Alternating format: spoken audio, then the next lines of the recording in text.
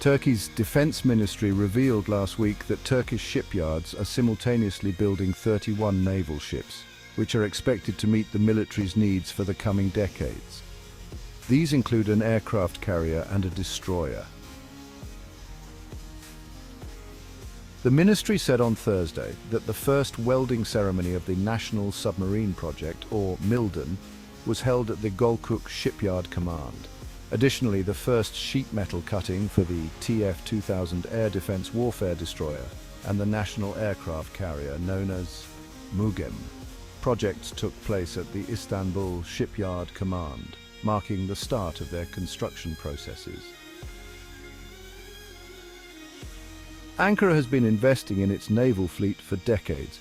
Turkish President Recep Tayyip Erdogan's tenure in power since 2002 has accelerated numerous defense industry projects aimed at bypassing official and unofficial military embargoes imposed on Turkey due to its military operations against Kurdish armed groups within Turkish territories and beyond. However, the simultaneous construction of 31 ships marks a significant milestone not previously recorded. Some experts estimate the price tag for such an ambitious project could exceed $8 billion.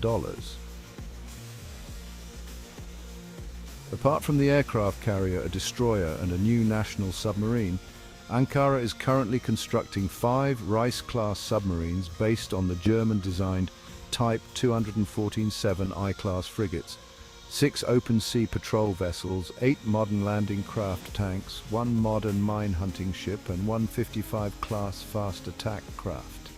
The ships built in the first stage will rejuvenate the Navy and make it largely nationally produced, says Yusuf Akbaba, a defense industry consultant. This construction spree reflects Turkey's aspirations to project power not just within its immediate region, but also as far as the Horn of Africa and the Indian Ocean. Yusuf Akbaba, an independent defense industry consultant, says the primary objective of this drive is to modernize the Turkish Navy by replacing aging ships with newer ones through its public and private shipyards. Rather than increasing tonnage, the ships built in the first stage will rejuvenate the Navy and make it largely nationally produced, Akbaba tells Middle East Eye. Turkey's Navy has long operated second-hand frigates purchased from the US Navy and Germany decades ago. The ships in our inventory are old. The backbone of the fleet consists of 8 American frigates from the 1980s, specifically the Oliver Hazard Perry class. The rest are German Meko-class frigates produced from the late 1980s to the late 1990s. Kubilay Yildirim, a Turkish defense industry expert, tells Middle East Eye. Half of our frigates are 40 years old and the other half are between 20 and 30 years old. Some of them were partially modernized at some stage, but structurally and mechanically they remain quite old ships. Comprehensive overhaul. Yildirim says Ankara realized the need for a comprehensive overhaul of its navy during the 2020 Eastern Mediterranean crisis when Turkey and Greece entered a maritime dispute over conflicting exclusive economic zone claims. We realized that even all 16 frigates were inadequate, he says. They were insufficient to establish a maritime presence. We overworked both the ships and personnel, leading to even personnel attrition. Frigates were even tasked with missions that could have been handled by corvettes. He added that Turkey's national warship project, Milgem, initially launched to produce the Ada-class anti-submarine warfare corvettes, has enabled the Navy to design various ship models, including open-sea patrol vessels and I-class frigates. The Eastern Mediterranean tensions highlighted Ankara's need for naval assets to safeguard its energy exploration and drilling vessels and, if necessary, face hostile warships without triggering a conflict. This is where open-sea patrol vessels, or OPVs, play a critical role. The Turkish Navy will want to transition to its own local technology and equip its submarines with offensive weapons such as cruise missiles. Kubilay Yildirim, a defense industry expert, explains these OPVs are equipped with light weapons, capable of raising the Turkish flag in areas under Turkey's jurisdiction and, if necessary, ramming and harassing hostile ships. The ships are large, have long ranges, and can remain at sea for weeks. Yildirim also mentioned that OPVs are fitted for but not with advanced sensors and sophisticated weapons, meaning the ships have designated space for such systems, which can be added later if required by the Navy. The timeline for completing such an ambitious project, including the new Turkish national submarine, could range from 3 to 5 years, while some projects, such as the national aircraft carrier, might take between 6 and 8 years. The submarine project is particularly significant as Ankara seeks to leverage its experience from the joint production of race-class submarines with Germany to develop air-independent propulsion technology domestically. Yildirim notes the Turkish Navy will want to transition to its own local technology and equip its submarines with offensive weapons such as cruise missiles. This would transform them into a sea-denial platform capable of intelligence gathering and deploying special operations forces. Sea denial is a military term for preventing an enemy from using the sea.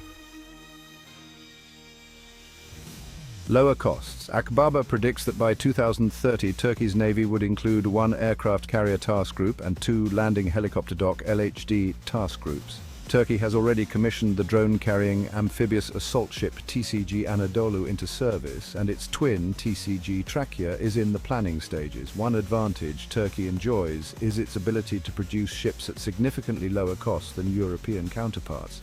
For example, Akbaba claims that Turkey could produce an LHD ship for $724 million, whereas European countries would spend $1.2 billion on a similar platform.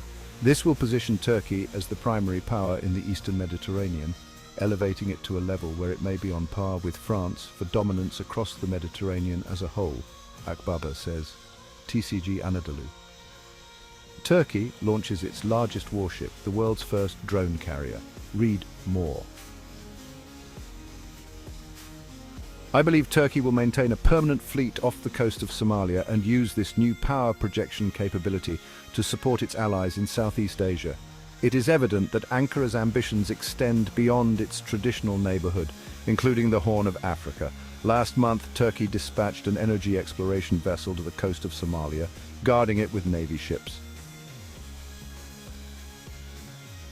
Serhat Guvans, a professor of international relations and an expert on naval history, told MEE that the unprecedented prominence of the Navy within the Turkish armed forces reflects a shift in Turkey's national security strategy. Overseas interests and commitments are now considered as important as territorial and forward defense. This demonstrates that the claim of being one of the 7 countries in the world capable of building warships is far from baseless, he says, referencing orders Turkish shipyards have received from countries such as Ukraine and Pakistan. Guven further noted that since the late 1990s, the Turkish Navy has aimed to expand its global and regional reach by focusing on blue waters. In recent years, newly built ships and submarines have extended the Navy's operational range to the Horn of Africa and the Mediterranean coasts of Somalia and Libya. Turkey's overseas interests, particularly in Africa, demand that the Turkish Navy develop global power projection capabilities, he says. Recent projects suggest that the scope extends far beyond the concept of the blue homeland. For instance, even patrol ships are designed to be ocean-going. Join Intel Prime Channel membership today and get access to exclusive benefits, including early access to new videos, exclusive discounts on Intel products, behind-the-scenes content, live chat with me and other members. Other options will be soon available. Thank you for your support and for helping Intel Prime grow.